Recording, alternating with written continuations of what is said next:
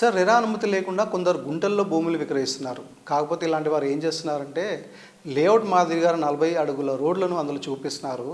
వ్యవసాయ భూములుగా విక్రయించినప్పుడు లేఅవుట్గా చూపెట్టి ప్లాట్లను విక్రయించడం ఎంతవరకు కరెక్ట్ అంటారు? ఇప్పుడు కొనేవాళ్ళు ఇప్పుడు గుంటల్లో తీసుకున్నంటే వ్యవసాయ భూమిని అర్థం. మీరు వ్యవసాయం చేయడానికంటే కొనుక్కోండి, తప్పులేదు. దానికి రెరాకు సంబంధం లేదు వ్యవసాయం చేయడానికి. It's only for built environment.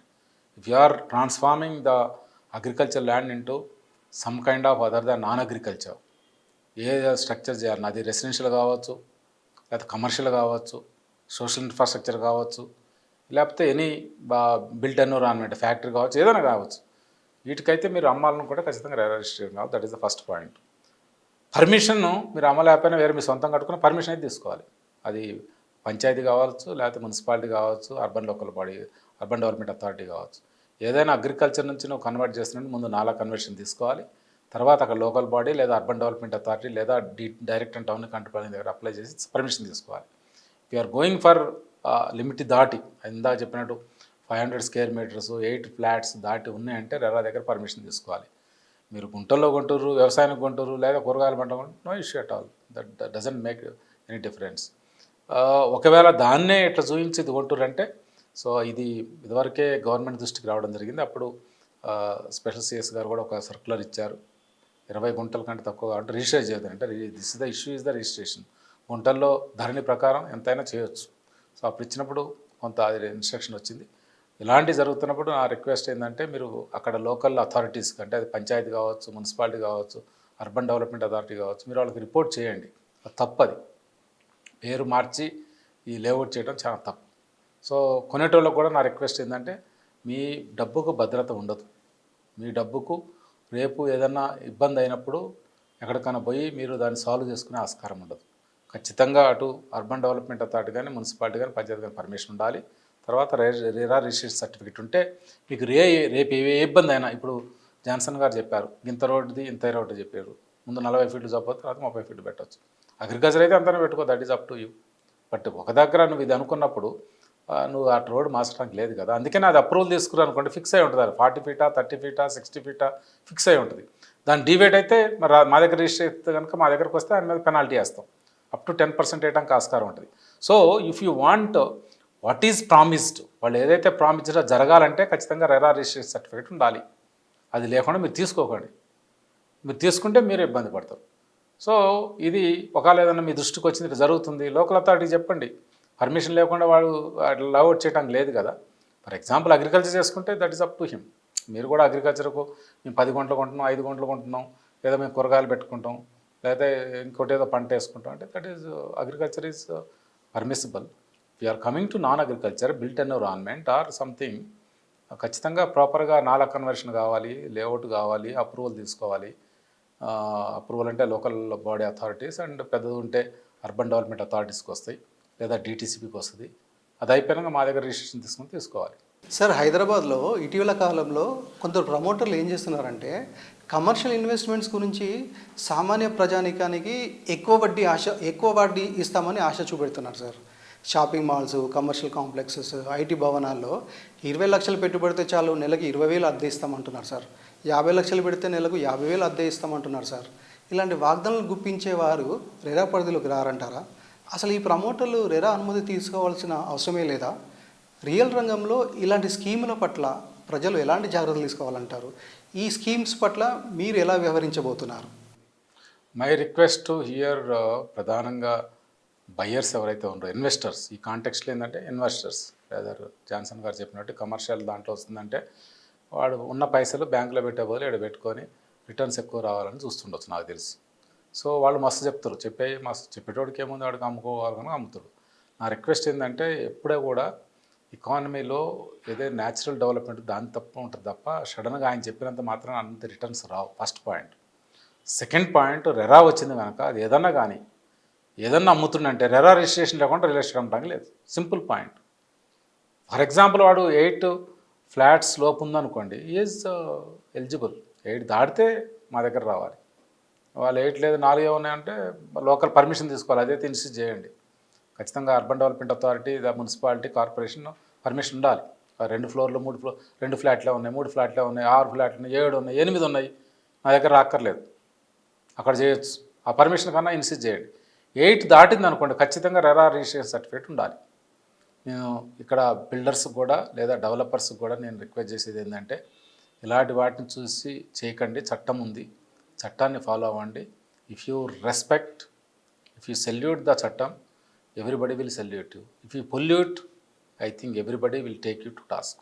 Not only నేను రెరా ఉంటా, తక్కిన వాళ్ళు కూడా వస్తారు. వేరే ఏజెన్సీస్ కూడా ఉంటాయి, మీకు అందరూ తెలుసు. రెరా యాక్ట్ రాకముందు ఎన్ని చట్టాలు ఈ ఇష్యూస్లో ఉన్నాయో మనకు లేవా? కన్జ్యూమర్ ప్రొటెక్షన్ యాక్ట్ 1986 లేదు, స్పెసిఫిక్ రిలీఫ్ యాక్ట్ 2002 లేదు, సారీ కాంపిటీషన్ యాక్ట్ 2002 ఉంది, స్పెసిఫిక్ రిలీఫ్ యాక్ట్ 1986 1995 ఉంది, అండ్ ఇండియన్ పీనల్ కోడ్ ఉంది, ఇన్సాల్వెన్సీ యాక్ట్ ఉంది, అండ్ బ్యాంక్రప్టసీ యాక్ట్ ఉంది, పిఎంఎల్ఏ ఉంది, అన్నీ వస్తాయి దీంట్లో.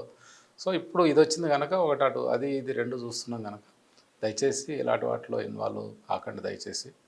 సో రైట్ రాలో చేయండి. మీకు ఇప్పుడు ఇందాకనే మన వేరే అసోసియేషన్ వాళ్ళు వచ్చి చెప్పారు, ఆల్మోస్ట్ 1 వీక్ 15 డేస్లో మీకు పర్మిషన్ ఇస్తారు. ఇందాక ఏదైతే జాన్సన్ గారు అడిగారో మేము కూడా ఆలోచిస్తున్నాం, 1 మంత్ చట్టం ప్రకారం 1 మంత్ కూడా ఎందుకు తీసుకోవాలి. We will speed up that scrutiny process. సాధ్యమైనంత వరకు 1 వీక్ 10 డేస్లో ఇవ్వాలని మేము కోరుకుంటున్నాం. ఎక్కువ టైం మేము తీసుకోము. మీరు ఆన్లైన్లో అప్లై చేయండి, ఆన్లైన్నే తీసుకోండి. సర్టిఫికేట్ కూడా జనరేట్ అవుతుంది, క్యూఆర్ కోడ్ కూడా జనరేట్ చేయాలని చూస్తున్నాం. దాంతో ఎవరైతే కొంటారో వాళ్ళు ఈజీగా ఇన్ఫర్మేషన్ కూడా ఉండటానికి ఆస్కారం ఉంటుంది. సో దయచేసి అందరూ కోఆపరేట్ చేయాలి, so that real estate sector shall be promoted, because Act says that it is not only regulation, we should also promote, because this is a important sector in the economy. This is the important sector in employment generation. This is the important sector for the society, for economy, for the environment. Kabatti it revolves around the life, human life specifically. Kabatti andaru respect cheyandi. So nature will respect us, society will respect us, economy also will respect us. లేకపోతే ఇబ్బంది పడుతుంది. చివరిగా real estate పరిశ్రమ సజావుగా సాగేందుకు బిల్డర్లకు, రియల్టర్లకు, ఏజెంట్లకు మీరిచ్చే సలహా సూచనలు ఏమిటి sir? Excellent question. After formation of Telangana, గౌరవ ముఖ్యమంత్రి కేసీఆర్ గారు మనకు ఎప్పుడు చెప్పేది అంటే, we need to reinvent ourselves and we should go in a planned way, we should go in a hassle free manner, we should go in a transparent manner, we should go in a accountability. So తక్కిన sectors, ముఖ్యంగా municipal administration, మన పట్టణ ప్రగతి చూసుకోవచ్చు, లేదంటే కొత్త act చూసుకోవచ్చు, TS BPS act చూసుకోవచ్చు, ఆ కొత్త చట్టంలో ఉన్న ఈ సిటిజన్ సెంట్రిక్ చూసుకోవచ్చు. ఇది కూడా అదే కాంటెక్స్ట్లో గౌరవ ముఖ్యమంత్రి గారు, మన ఆనరబుల్ మినిస్టర్ కేటీఆర్ గారు స్పెసిఫిక్గా మాకు మ్యాండేట్ ఇవ్వడం జరిగింది. వేరే సెక్టార్స్లో మనం ఎట్లా చేస్తున్నాం దానికంటే బాగా చేయాలి, ఎందుకంటే దీంట్లో సెన్సిటివిటీస్ ఉన్నాయి, వల్నరబిలిటీస్ ఉన్నాయి, అండ్ ఇంపార్టెంట్ సెక్టార్ కనుక మంచి హెల్దీ ఎన్విరాన్మెంట్లో జరగాలి, ప్లాన్డ్ వేలో జరగాలని చెప్పడం జరిగింది. ఆ విధంగానే అందుకనే మేము చేసేటప్పుడు కూడా మోస్ట్ అర్బనైజ్డ్ 6 స్టేట్స్ స్టడీ చేసి వచ్చాం. సో ఈ ఇన్ఫర్మేషన్ కూడా ఇప్పుడు తయారు చేస్తున్నాం రిపోర్ట్, ఆనరబుల్ మినిస్టర్ గారు కేటీఆర్ గారు కూడా సబ్మిట్ చేస్తాం. సో మన గవర్నమెంట్, గౌరవ ముఖ్యమంత్రి గారు, మన మినిస్టర్ గారు గౌరవ కేటీఆర్ గారు ఏదైతే వారు అంటే స్టేట్స్మెన్ టైప్లో అడ్వాన్స్డ్ వేలో సిటిజన్ సెంట్రిక్గా, యూజర్ సెంట్రిక్గా ముందు పోవాలని చెప్పారు. ఆ విధంగా in a constructive way we're going to take it up. ఖచ్చితంగా ఆ విధంగా చేస్తాం. సో ఈ కాంటెక్స్ట్లో వేరే వాళ్ళకు ఏ అభిప్రాయాలు ఉన్నా కానీ పాయింట్ ఏంటంటే, human being performance based on 3 aspects: the thought you think, the belief you accept, the intent you harbour. ఈ మూడిటి కోసమే ఇందాక నేను ఆ విషయాలు చెప్పాను. So that is the actually main theme of taking forward this implementation. ఈ కాంటెక్స్ట్లో key stakeholders, first key stakeholder is, first sector is developer, layout developer అంటే లేఅవుట్ డెవలపర్, బిల్డర్ కావచ్చు, అండ్ ప్రమోటర్ కావచ్చు, land owner కావచ్చు. వీళ్ళు నలుగురు కూడా నా రిక్వెస్ట్ ఏంటంటే, it is a win win situation. మీరు బాగా చేస్తే ఎక్కువ మంది ఇన్వైట్ చేస్తారు, డొమెస్టిక్ వాళ్ళు చేస్తారు, ఫారినర్స్ చేస్తారు, ఇంకా ఎక్కువ చేస్తారు. సో మనం ఒకళ్ళిద్దరు ఇబ్బంది అయితే, ఇప్పుడు సాహితీ కానీ లేకపోతే జయగురు ఏదైతే, they will lose the confidence. So అలాంటి జరగకుండానికే మేము ఉన్నాం. So we will go hand in hand. So బాగా చేయండి, మిమ్మల్ని సపోర్ట్ చేస్తాం. తప్పు చేస్తే చట్ట ప్రకారం శిక్ష అనుభవించాలి, అది అయ్యేటట్టు చూస్తాం. At the same time my request to another sector is the, మనం లోకల్గా బ్రోకర్ అంటాం, that is the real estate agent. మీరందరూ కూడా దయచేసి 10,000 కట్టి రిజిస్టర్ చేయించుకోండి. అప్రూవ్ ఏదైతే లోకల్ బాడీ అప్రూవల్ ఉన్నాయో అవి, రిజిస్ట్రేషన్ సర్టిఫికేట్, రిజిస్ట్రేషన్ సర్టిఫికేట్ వాటి మాత్రమే మీరు చేయండి. వేరే వాటిని చెప్పండి, ఈజీగా మనం చేస్తున్నాం. సో మీరు కూడా దయచేసి ఆ విధంగా చేయండి. 5 years వరకు మనం సర్టిఫికేట్ ఇస్తాం.